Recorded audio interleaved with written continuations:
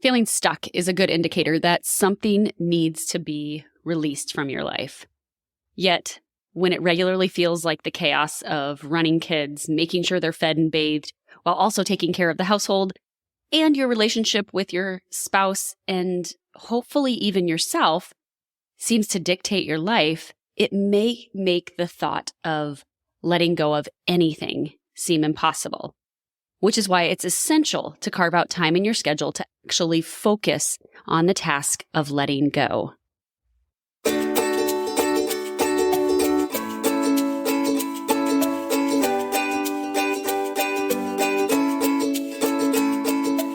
Welcome to Health, Harmony, and Happiness with Kathy. I'm your host, Kathy Stricker. I'm a state patrol wife, mama to 3 lively kiddos, a yoga teacher, certified NLP coach, and an energetic rhythms expert. As an energetic rhythms coach, I help action-taking women use their body's rhythms and the moon's cycle to optimize productivity and avoid burnout without letting their desire to remain in control alter their focus. And this podcast is all about doing just that and perhaps a bit more so that you can create your own path to health, harmony, and happiness. So come along with me and may this episode serve as a nudge to discover tools that could help you on your path towards more intentional living. Enjoy the show.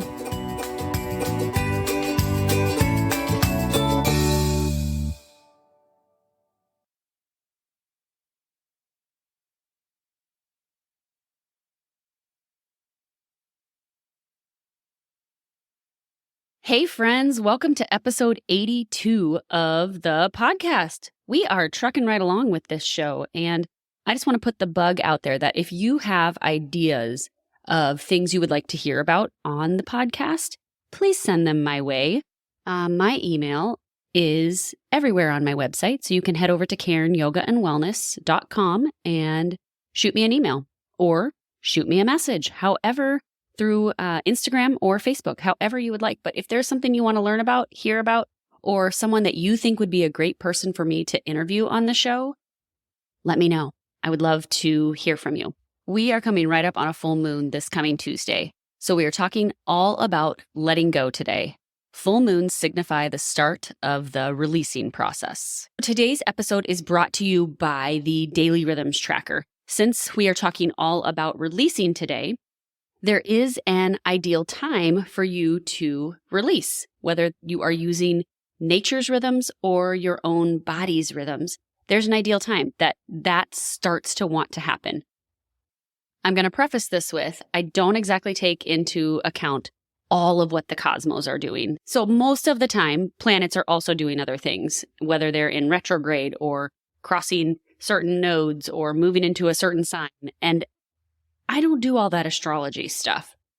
What I do is help you use the natural rhythms around you as well as your body's rhythms to help you get stuff done, including time for yourself without the guilt that might want to creep in when it comes to thinking about doing stuff for yourself. So this is a very basic way of looking at when to release and when you need to release and what those ideal times are. In today's episode, I'm going to share with you why releasing is essential to your action-taking nature, how to know when it's time to release something, what a releasing ritual is, because yes, we are going to talk releasing rituals, and then how to create your own releasing ritual. So why would you even want to let something go or release something? Now, I've touched on this in some of the other episodes that I've done, like the decluttering episode, and then the episode that I did about phase 4 of your energetic rhythms cycle, I believe. So you can head back and check those episodes out when you get a free moment after you have listened to this episode.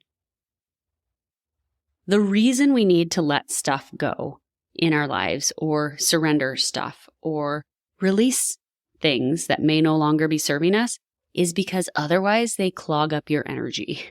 They stay stuck in you, and that leads to body aches, body pains, which we are going to talk about the psychosomatic or mind-body relationship in another episode coming up. But anything that you're still holding on to, be it mental, emotional, or physical, maybe even spiritual, clogs up the positive flow of energy in your body. and in who you are. And so if you're not intentional about actually seeing a chapter close or seeing a book close in your life, seeing things that need to come to an end, sometimes they just linger out there in space and continue to suck from your energy, even though you think you are done with them, or even though you've said, I'm done with it, or thought that you have let something go. So it's important to be intentional about letting go. So much of letting go has to happen in the mental emotional part of you. It's not just about taking things to the donation center or selling them on Marketplace. Although when we physically let go of things, it does communicate to our bodies a releasing in a way. Your mind still has to process and let go of things, though, in its own time. Now, the easy thing is that clutter that's sitting around your house, that you bring it to the donation center, you physically see that, you say goodbye to it, and you let it go. You release it. That's a lot easier to let go of than some of the mental, emotional gunk that we tend to hold on to. Physical stuff is a little bit easier, although even sometimes when we let go of physical stuff, there's still a longing for it. There is still a place in our hearts, and maybe this is talking about death as well. When we lose a loved one, there's still sometimes that longing and that grief process that we have to go through. There's really no linear path or timeline to when the mind and the emotions let something go or begin to let go and feel that closure of it.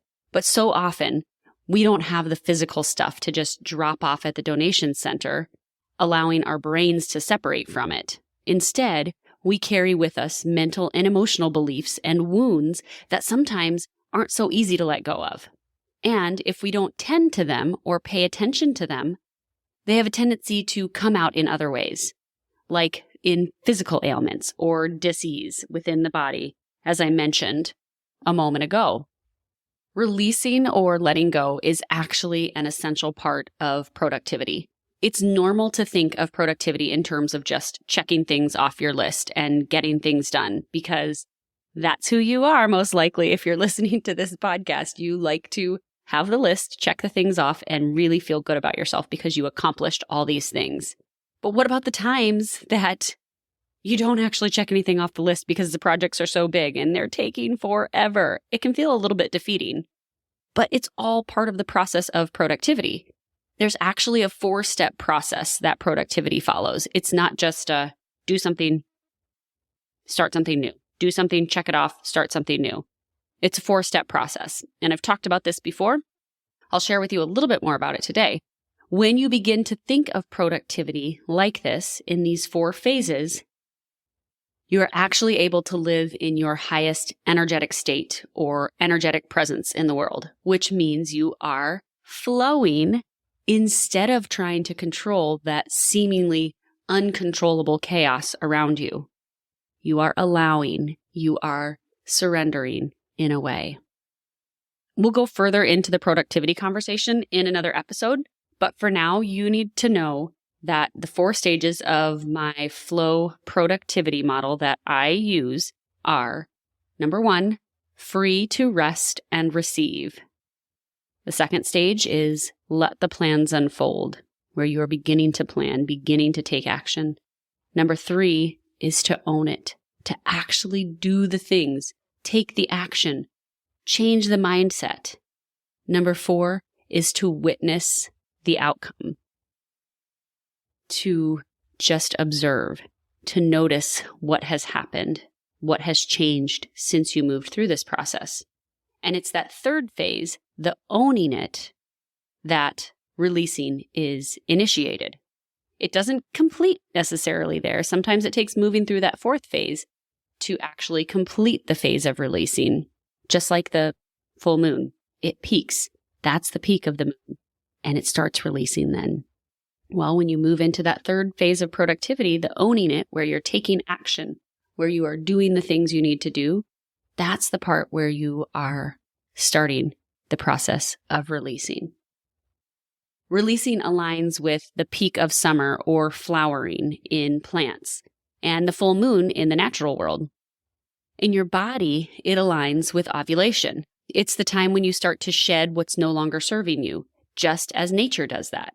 It's honoring the idea that you've done the and you're ready to put it out there, or that something has been in your life and served its purpose, and you're now ready to let go of it. It's about taking ownership of your thoughts and actions and letting go of those that don't fully support you. So although it's very much about taking action, at its peak, it's also the beginning of surrender to the natural flow of life. Releasing clears out space for the new and fresh, and it allows the positive flow of energy to continue instead of keeping you stuck. It's essential so that you can move on to the next stage of the cycle and bring closure to anything you're doing. If you don't, you'll be stuck perpetually spinning your wheels and feeling like you're not going anywhere, especially not flowing through life. Releasing is the bold move to put yourself out there. That might actually be taking action on something instead of continually making plans to do something or using the excuse, when this happens, I'll da-da-da-da-da. When I make this much money, I will da-da-da-da-da. In your life, releasing might look like getting rid of physical things that are cluttering up your home or environment, or the digital clutter that lives on your device or in your inbox. Or it might look like mental clutter that's taking up precious real estate in your big, beautiful mind. We talked about the energetics behind decluttering in episode 62 of the show, so go back and take a listen to that when this episode is done if you haven't, because it is a good one.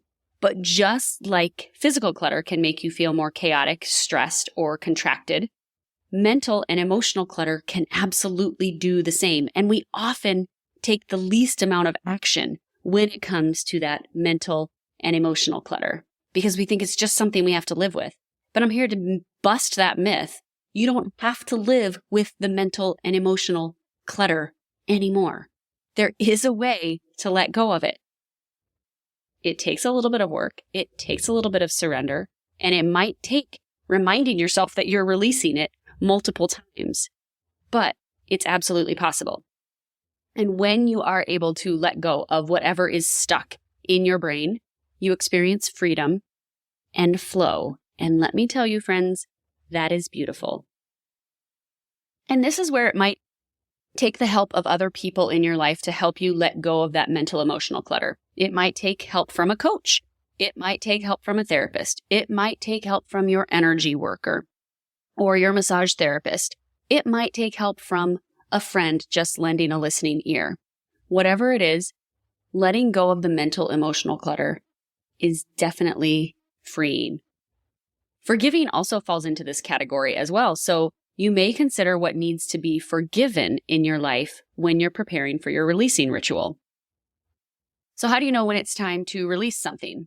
Well, the easy way is when it's broken, right? It's no longer useful to you in your house. Then get rid of it. Don't let it sit in your cupboard for months and months and months.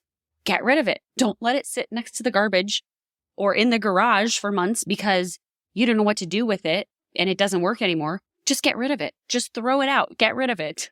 Okay? And this is coming from the one who is like super environmentally conscious and wants to recycle everything and, I don't know, do all the things to save the planet. But sometimes, my goodness, you just have to let stuff go and throw it out. You get rid of it because it frees up all this other space in your life. You have to let things go in order to create space for more. Another good way to know when it's time to let something go or to release something is if you haven't used it in a year or more. Okay, then it's time to let it go. So, I just had an interesting thought. What about those thoughts that you maybe haven't used for anything good in a year or more? Those thoughts or negative self-talk thoughts that are in your head, the self-doubt, all of those things, have they been helpful to you? Have you used them for something to help you out in a year or more? If not, maybe it's time to get rid of them.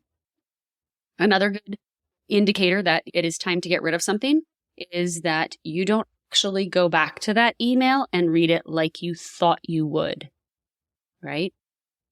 I'm completely 125% guilty of this.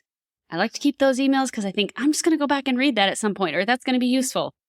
and then I never do. Or if I do, it's like a year or more later and like I forgot why I would even want to keep that email. Who knows? So allow them to go. It's okay.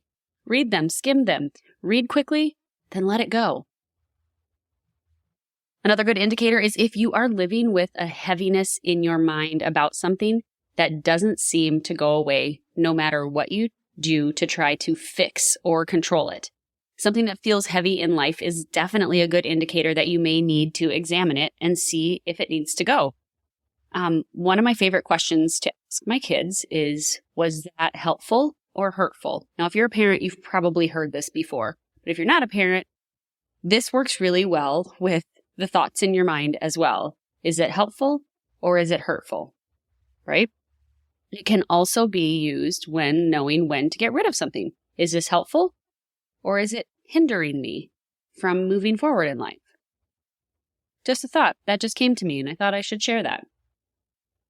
Another good indicator of how to know when to get rid of something would be if you feel stuck in a particular area of life. Perhaps it's with feeling like you don't have the time to give to yourself to work out or practice yoga or meditate or journal.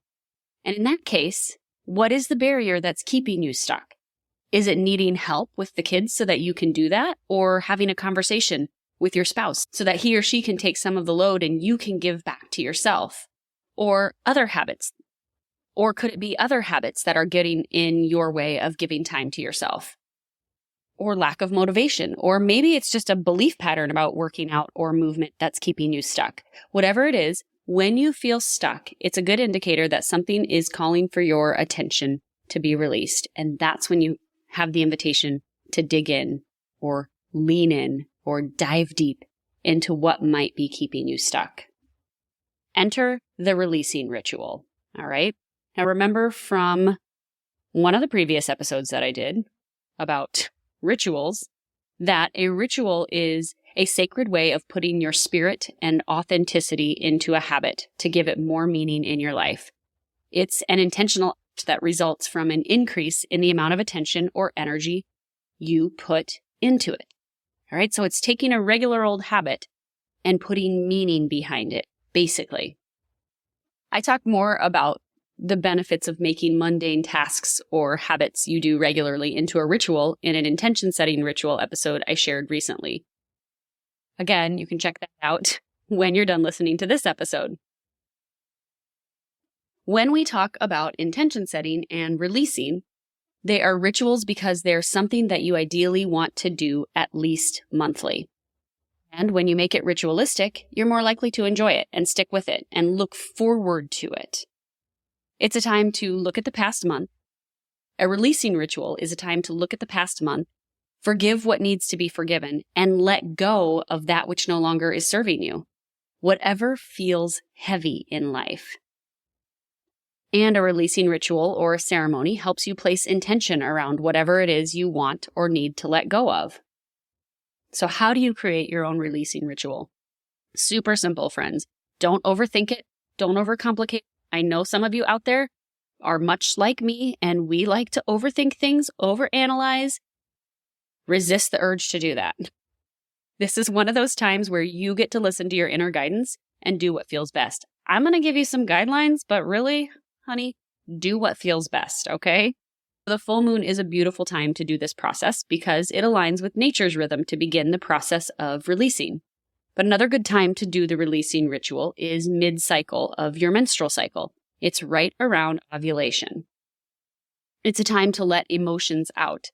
The full moon is all about emotions and bringing them to the surface. It's bringing the inside world out. And that's what happens when the sun reflects on the moon. It creates full moon. It's reflecting the inner out. There's another episode on that too, I'm sure, but I don't know what it is right now. So you'll just have to scroll back and look at the episodes. But the full moon is all about emotions and bringing them to the surface. So it's a conscious way of acknowledging and honoring whatever it is you are feeling and then letting it breathe. And that's because the energy that comes with a full moon and often with ovulation is excess energy. It's expansive and it's active. There may be tension because of high emotional vibrations. So it may be like that time when you get a little antsy or itchy. but that's just because of all the energy that's flowing through you or has the potential to be flowing to you. It's when your full potential is peaking. The full moon and ovulation signify your full potential peaking. It's the peak of feminine energy. Releasing in the menstrual cycle looks like the beginning of your body letting go of all the hormones that have been building up in your system over the past 2 weeks, if you're on a 28-day cycle. It's when your body begins to release the egg to begin the journey to either fertilization or disintegration. So it is the start of releasing in your body. So here's how you create that releasing ritual for yourself. Similar to an intention setting ritual, create a sacred space to do this, to give it meaning. Light some candles, some sage, Palo Santo your space, grab your essential oils or whatever else helps you create a sacred space and feeling. Then come into presence somehow, whether that's taking a few deep breaths, listening to some music, practicing yoga first, just getting into a space where you can be fully aware. Usually that involves breathing and breath, doing a little bit of breath work or 3 to 4 deep breaths. That's the easiest and simplest way that you can relax your body into a place of presence. Then tune in to your mind, your body, your emotions, and your spirit in the moment and breathe fully into your body. Find that voice of your inner guidance and ask yourself, what is it that I need to most let go of right now? Or something similar to that. Consider anything from the past month that is no longer serving you and that you want to release or that you are ready to give to the world. Write it on a piece of paper and spend some time acknowledging it and the place that it had in your life. I like to encourage you to sign it and date it so that you know you're kind of like sealing the deal. Done with this, sign your name, put the date on it.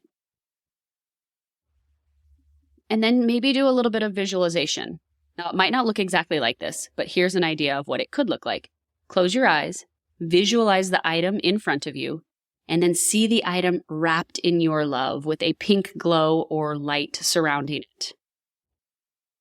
Then choose to release attachment to that item in front of you by visualizing yourself either releasing it into the air and watching it until it cannot be seen anymore, or maybe by burning it or burying it, or sending it into a black hole or a vacuum, maybe flushing it down the toilet, whatever it may be. However you want to visualize yourself getting rid of that item, perhaps it's even just cutting the cords of it and sending it away to be gone forever. So someplace where it can't come back, okay? Choose how you want to visualize that. And that doesn't even have to be something you decide on beforehand. It might just be what comes to you in the moment because you are so in tune with listening to your inner guidance. And that's beautiful. Then after you finish that visualization, take the paper or papers that you wrote the thing on and burn it or throw it away forever, for good. Declare, I'm now ready to release, fill in the blank, and then end it with, and so it is. Then let go of any emotional attachment to it. Do some sort of releasing movement like shaking to stimulate your nervous system or brushing it off or clearing your aura or brushing your aura, maybe even some dancing in the moonlight. My husband thinks I'm super crazy when I do that, but he doesn't even say anything about it. He just walks about doing his normal life or sitting by the campfire, and I'm the silly one dancing by the fire. So now you know a little bit of how I do these releasing rituals when it's nice outside. And he loves me for all my craziness. So I love him as well. Find someone like that in your life, okay? All right. Or, even if you don't do some sort of releasing movement, then maybe you just go outside or stand at the window and look up at the moon and take in a little bit of a moon bath if you can see the moon. And if you can't, you just have to trust that the moon is full and it's honoring the process of releasing. This isn't about worshiping the moon. This is about honoring the natural rhythm of things and the natural rhythm of productivity that it takes releasing in order to move in to the next phase, which is getting closure and celebrating and just being in that space. Then after you've done that releasing, just sit quietly and notice the lighter energy that you might now be experiencing. It might take a few times releasing something in order for it to actually feel lighter in your body and in order for it to actually release from you. This is just one way to do a releasing ritual. Another idea, if you're not so into doing all of those steps of the ritual, might be that you even do something as simple as journaling on something that you're ready to let go of, or maybe writing a letter forgiving past hurts and either sending it or never sending it at all, but instead burning it to signify your commitment to being done with it. A good practice is even to do a little releasing or mental clearing out at the end of the day, which the Daily Rhythms Tracker has space for stressors to let go of each day. So that's a great place to begin the releasing or to continue the releasing on a daily basis throughout the month as you're using that Daily Rhythms Tracker. So let's wrap this up. In order to flow with life, you have to be able to let go, to release what's no longer serving you, or to put out into the world what you have to offer the world so that you can move on to the next stage of productivity, which is celebrating. But so often perfectionism, fear, or not knowing what action to take stops us when we get stuck in the cycle of planning and doing for the sake of doing without actually placing intention behind the doing or action taking. This is your invitation to put yourself out there or to let go of something that you've been holding on to because it's become comfortable or out of fear of what might happen if you do let go of it. It's a full moon in just a few days, so use this information to begin planning your full moon releasing ritual. You already know how to get all the stuff done, but is it the right stuff to be helping you create more health, harmony, and happiness in your life? Or does it feel like it's an uphill battle all the time, like the chaos will never end, and for the time being in this stage of life, you're just going to have to live with it? Guess what? You don't have to. You can indeed create the opportunities for you to connect with yourself intentionally, and by doing so, create the best possible energetic state or presence for yourself. You can feel that inner harmony, even in the midst of the chaos that might surround you. Be it the kids home for the summer or stress induced by work or other family issues.